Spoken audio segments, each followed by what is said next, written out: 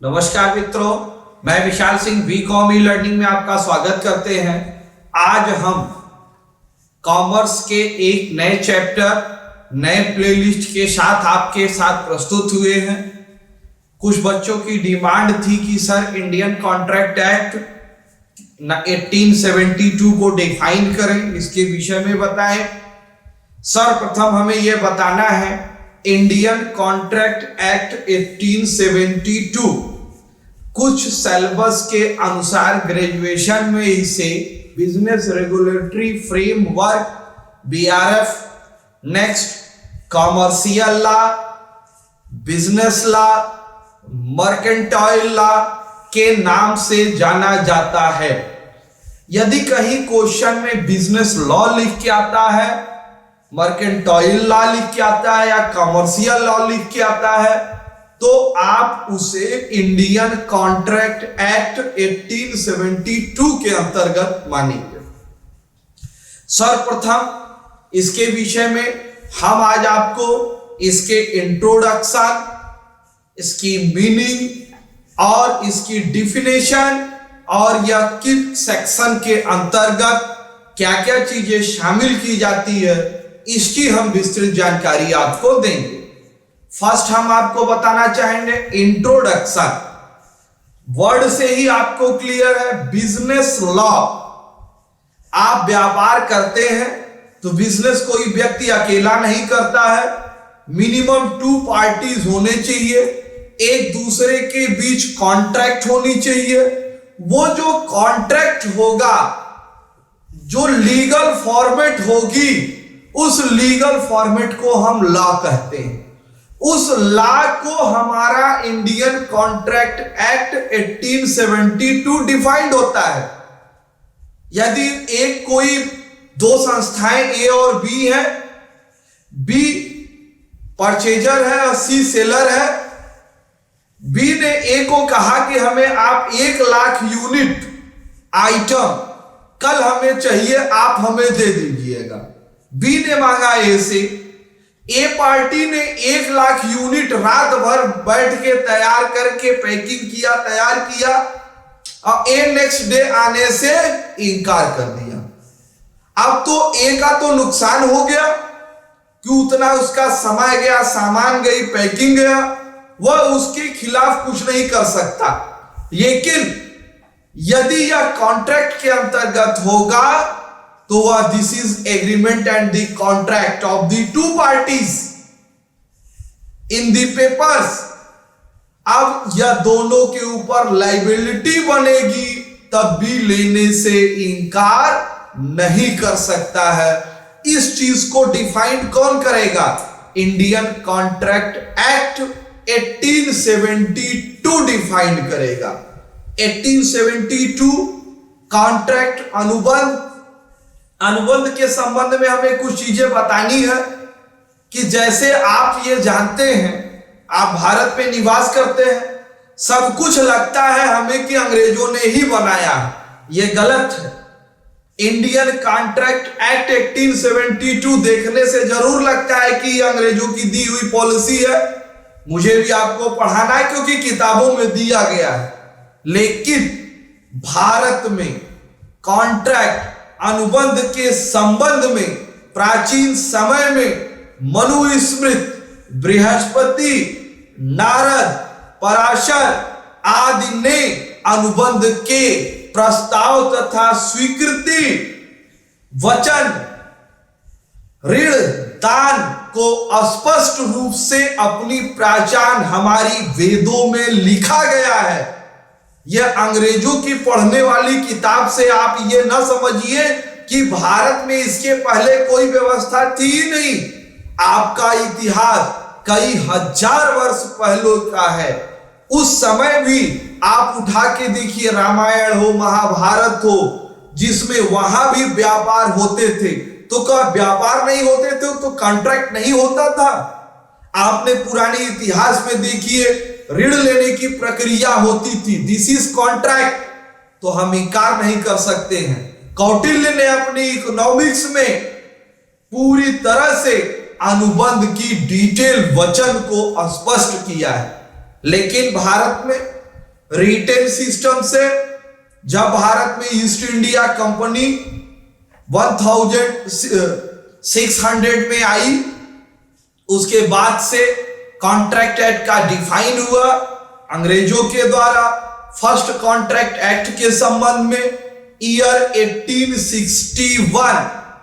1861 को एक कमेटी की गठन की गई, जिसमें यह सिफारिश की गई कि कॉन्ट्रैक्ट एक्ट के विषय में रूल रेगुलेशन बनाई जाए। 1866 में इंडियन कॉन्ट्रैक्ट एक्ट के संबंध में कमेटी ने अपना एक प्रस्ताव बनाया, जो ब्रिटिश पार्लियामेंट में प्रस्तुत हुआ।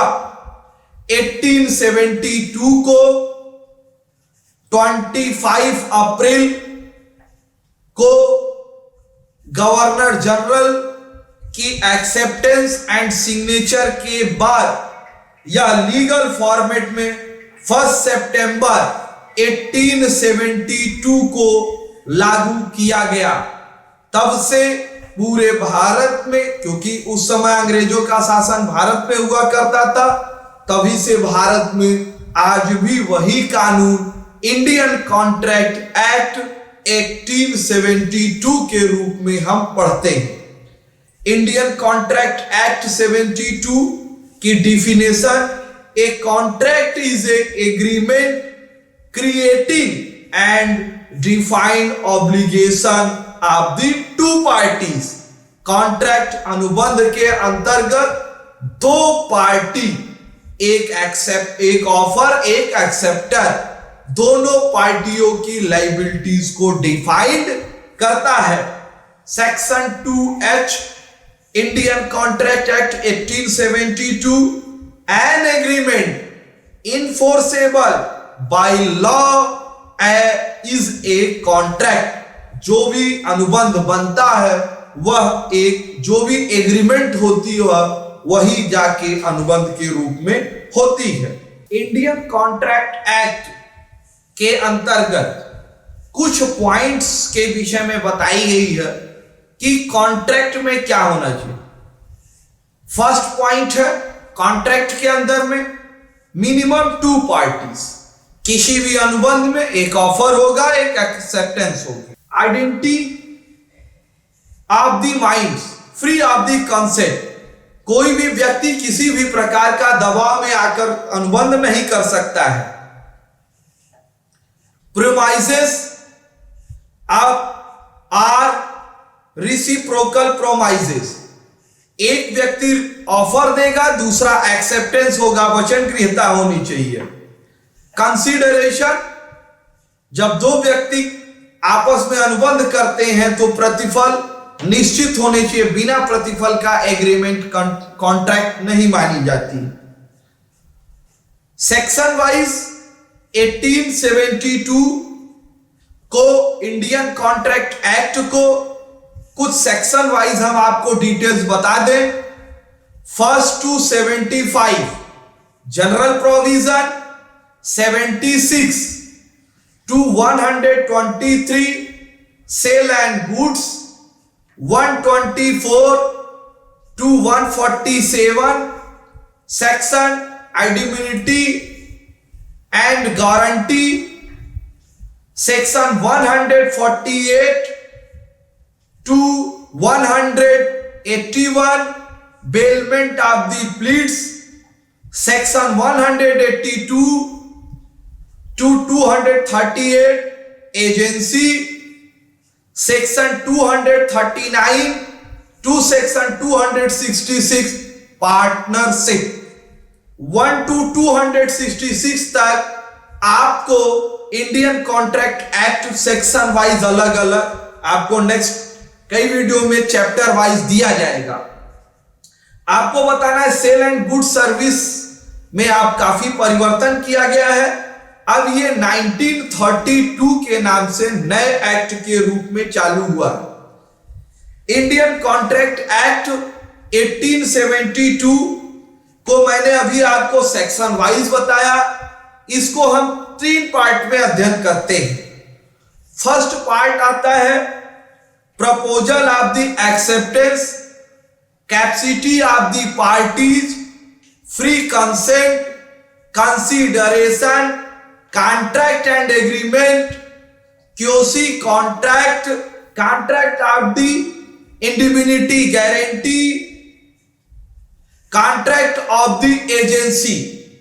सेकंड है sale goods of the act 1930, consumer. Third है आपके लिए कंज्यूमर प्रोटेक्शन एक्ट 1986 के अंतर्गत आपको फुल इंडियन कॉन्ट्रैक्ट एक्ट पढ़ाई जाएगी। आज आपने मेरा पूरा वीडियो इंडियन कॉन्ट्रैक्ट एक्ट 1872 के इंट्रोडक्शन को देखा, जिसमें मैंने डिफिनेशन। अब नेक्स्ट वीडियो में हम एक एक चैप्टर वाइज बाई सेक्शन आपको helpful the in exam, all of the exam, किसी भी लेवल पे आप देते हो उसमें ये वीडियो आपको सहयोग करेंगे। आपसे विनम्र अनुरोध है, आप अपने इस चैनल को लाइक, सब्सक्राइब एंड शेयर करिए कि ज्यादा से ज्यादा लोग इंडियन कॉन्ट्रैक्ट एक्ट के विषय में जाने और इस संबंध में वो अपने नॉलेज को डेवलप कर सके। धन्यवाद।